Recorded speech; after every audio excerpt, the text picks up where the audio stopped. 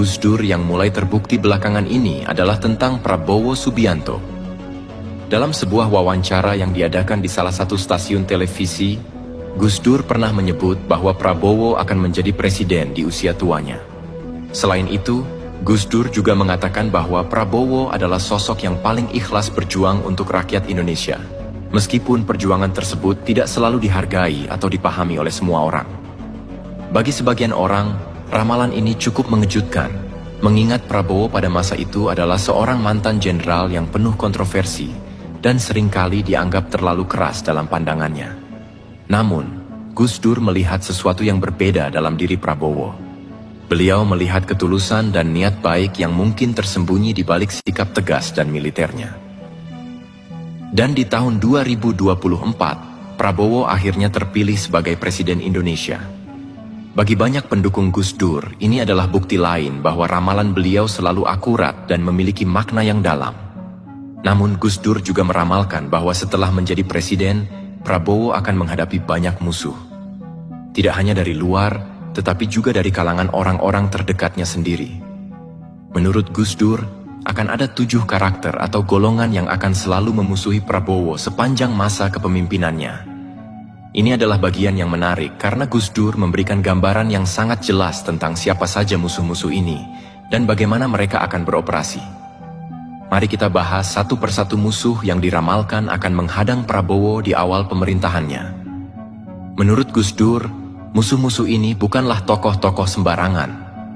Mereka memiliki kekuatan dan pengaruh yang besar, baik dari dalam maupun luar negeri. 1. Musuh pertama, orang-orang terdekatnya sendiri.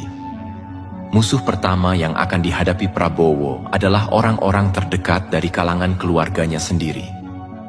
Mereka ini adalah sosok-sosok yang pada awalnya terlihat mendukung, tetapi sebenarnya memiliki pandangan yang berbeda tentang bagaimana seharusnya Prabowo memimpin. Perbedaan prinsip ini bisa memicu konflik yang cukup besar, terutama dalam menghadapi peristiwa-peristiwa penting yang akan muncul selama masa pemerintahannya. Dalam dunia pewayangan, situasi ini bisa diibaratkan seperti perseteruan antara Baladewa dan Kresna. Kresna lebih memilih jalur diplomasi dan negosiasi untuk menyelesaikan konflik, sementara Baladewa lebih suka menggunakan jalur hukum yang tegas.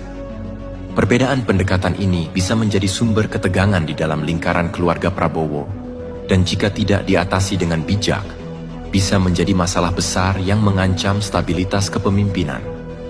Musuh kedua, tokoh-tokoh kuat yang mencurangi sahabat-sahabatnya. Musuh kedua adalah orang-orang yang memiliki kekuatan besar dan pengaruh luas, tetapi secara diam-diam berusaha mencurangi sahabat-sahabat terdekat Prabowo. Mereka ini mungkin terlihat mendukung di depan, tetapi sebenarnya memiliki agenda sendiri. Tokoh-tokoh ini dulunya sering menyerang Presiden Jokowi, dan sekarang mengalihkan fokus mereka kepada Prabowo. Tokoh-tokoh ini biasanya cerdik dan berpengalaman dalam permainan politik. Mereka tahu bagaimana memanfaatkan situasi untuk keuntungan pribadi, bahkan jika itu berarti mengorbankan sahabat atau kolega yang selama ini mendukung mereka. Musuh ketiga, mantan teman yang licik. Musuh ketiga adalah mereka yang pernah dekat dengan Prabowo, tetapi kini menjadi musuh dalam selimut. Orang-orang ini licik dan sering menggunakan cara-cara adu domba demi mencapai tujuan mereka.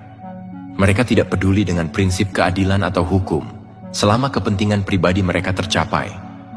Dalam dunia pewayangan, mereka bisa diibaratkan seperti Sengkuni, tokoh yang dikenal karena kelicikannya dalam memecah belah kelompok demi kepentingan pribadi.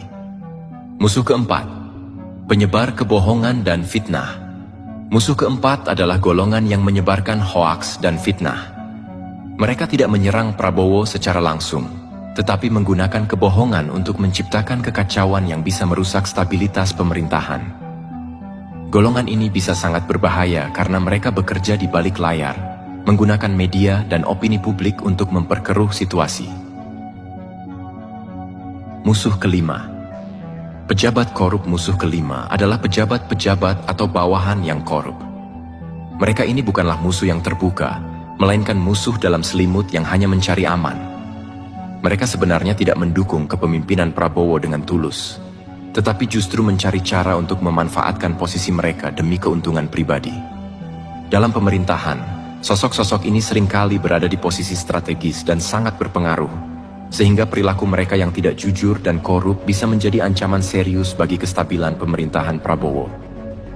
Pejabat korup ini akan menjadi musuh yang sulit dihadapi karena mereka beroperasi di bawah radar, menutupi tindak tanduk mereka dengan berbagai cara agar tidak terdeteksi.